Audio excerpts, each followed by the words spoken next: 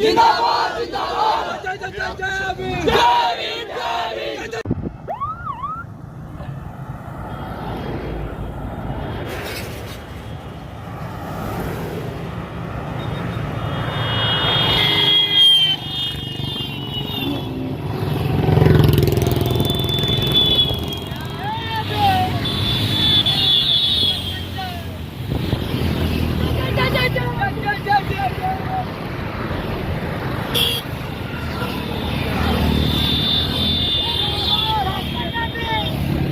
प्रधानमंत्री बनेंगे और अब चंद ही आने वाले 5-10 सालों के अंदर हमारे भाई चंद्रशेखर आजाद जी प्रधानमंत्री होंगे और हम फिर उन्हें ही है। जिंदगी में कई इम्तिहान अभी बाकी है, अभी तो थामी है मुट्ठी भर जमीन हमने नगीना की, अभी तो थामी। एक आपको शेर सुनाऊंगा कि जिंदगी की असली उड़ान अभी बाकी है। जिंदगी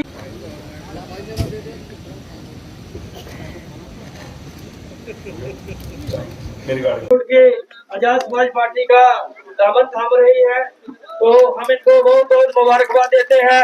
और इन्होंने आज एक पहल की है लेडीज होने के नाते। और जिन्ना जगते बाबा साहब आंदे पिछड़े लोग पछाड़े ही रह जांदे तगड़े जिन्ना जगते बाबा साहब आंदे। तो गुरुओं के विचार का राज लाने के लिए तैयार हैं, वो दोनों हाथ उठा के विश्वास दिलाओ कि वो लोग मदद करेंगे। एक दो लोग ऐसे हैं उनके मन में अभी कोई शंका है, वो अभी इंतजार करेंगे कि माहौल किधर का चल रहा है। और मेरी नजरें बड़े काम बहुत दिनों से दिला रहे हैं कि झूठे विश्वास से इसका सुरेंद्र का मनोबल की राजनीति ना हो, जो मुद्दे पीछे रह जाएं और वो बेफालतू के विषय आगे बढ़ते रहें। इसलिए मैं आपका पुनः जब हम जम्मू उतरे गाड़ी में चर्चा कर रहे थे कि जम्मू में लोग किस तरह इकट्ठा होते हैं, वहां की रैलियां किस तरह की होती हैं, वहां के मुद्दे क्या क्या हैं। आज इस चुनाव के कारण हमें उनको जानने का मौका मिलेगा। मैं देश की पार्लियामेंट में सभी प्रदेशों के मुद्दे उठाता हूं, लेकिन जम्मू कश्मीर के मुद्दे यहां से चर्चा ना हो पाने कारण बहुत बड़े पैमाने पे मेरे सामने नहीं आए। लेकिन आज जब आए हैं तो मैं आपको वचन देके कहता हूं, इस बार जब पार्लियामेंट चलेगी आपके यहां के समस्याओं पे भी जोरदार आवाज उठाने का काम हम लोग पार्लियामेंट में करेंगे। इस बार रामगढ़ विधानसभा में है, कोरोना काल के समय सांबा रेलवे स्टेशन में ट्रेन का रुकना बंद हो गया था, आज तक भी ट्रेन सांबा नहीं रुकती है, लोगों को जम्मू जाना पड़ता है या कठुआ। मैं आपको विश्वास दिलाता हूं पार्लियामेंट चलेगी तो मैं रेल मंत्री जी के सामने इस सवाल को रख के आपकी समस्या को हल कराऊंगा। साथ साथ जम्मू कश्मीर में लोकल लाठी किसानों को जमीन का मालिकाना हक बीजेपी ने नहीं दिया है। जो हमारे किसान 1947 के यहाँ के रहने वाले हैं और उनमें भी जो SC ST OBC और हमारे जट सिख समाज के जो लोग हैं या जो अदर किसान हैं, वो इस बात से बड़े परेशान हैं। सरकार ने इस पर सुनवाई नहीं की। बीजेपी ने हमारे बॉर्डर एरिया के लोगों के साथ वादा किया था कि आप हमें वोट दो, हम तुम्हें 5 मरला प्लॉट बॉर्डर के लोगों को देंगे। लेकिन वोट तो लिए और प्लॉट भी अपनी जेब में रखा, जनता को नहीं दिया। पहले बॉर्डर स्पेशल रिक्रूटमेंट होती थी जो बीजेपी ने बंद कर दी, और अगर हमारी रामगढ़ में जीत होती है तो हम उसे दोबारा स्टार्ट करेंगे। ऐसी भी हमारे साथियों ने आपकी समस्या पे अपनी बात रखी है। फिर बॉर्डर के किसानों को फसल के समय टाइम से बिजली का ना मिलना बहुत बड़ी समस्या है। इस समस्या को भी भाई सुरेंद्र जी आवाज उठा के हल कराने का काम करेंगे।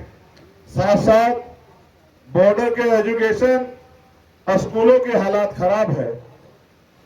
डेली वेजेज के हाल पे काम करने वाले कर्मचारियों को जो 311 रुपए वेतन पाते हैं, आपने देखा होगा कि हम लंबे समय से मांग कर रहे हैं कि न्यूनतम वेतन 700 रुपए होना चाहिए। होना चाहिए नहीं होना चाहिए बताओ? मैं आपको विश्वास दिलाता हूं, बहुत जल्द इस देश में न्यूनतम वेतन 700 रुपए होगा। उसके लिए हम लोग एडी चोटी का जोड़ लगा के पार्लियामेंट में संघर्ष करके कानून बनवाएंगे। जम्मू कश्मीर को स्टेट से यूटी बना दिया गया। हमारी पार्टी स्टेट की लड़ाई को लड़ेगी। आप लोग चाहते हैं स्टेट बने? इसका मतलब दिल्ली में जो बातें होती है वो खोखली है।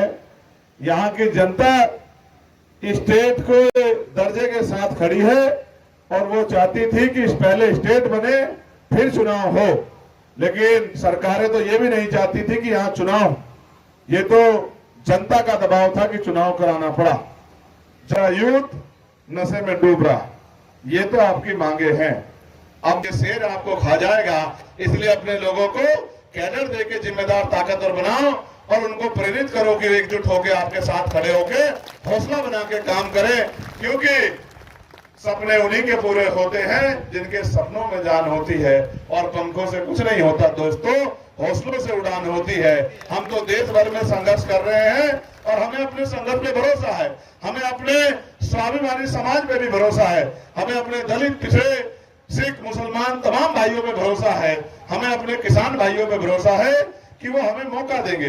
जब वो हमें मौका देंगे तभी तो उनकी समस्याओं के लिए हम लोग लड़ पाएंगे। आप महसूस करो, मैं भारतीय जनता पार्टी का हाल आपको बता चुका कि उन्होंने आपके साथ क्या किया।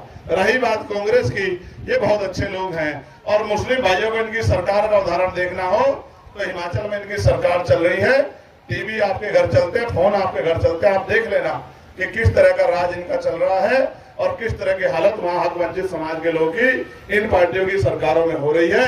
इसलिए मैं आपसे अपील करता हूं कि आप जितने लोग यहाँ आए हैं, मैं गारंटी देता हूं, मुझसे आप चैलेंज ले लो, अगर आप अपने कार्य के प्रति ईमानदार हो जाओ तो सुरेंद्र अडत्री को कोई हरा नहीं सकता रामगढ़ विधानसभा में। मेरी बात को आप याद रखें। खुद पे जाके घूम के लोगों से अपील कर लेना कि आपने सारी पार्टियों को मौका दिया है, भाई सुरेंद्र जी को मौका देना है।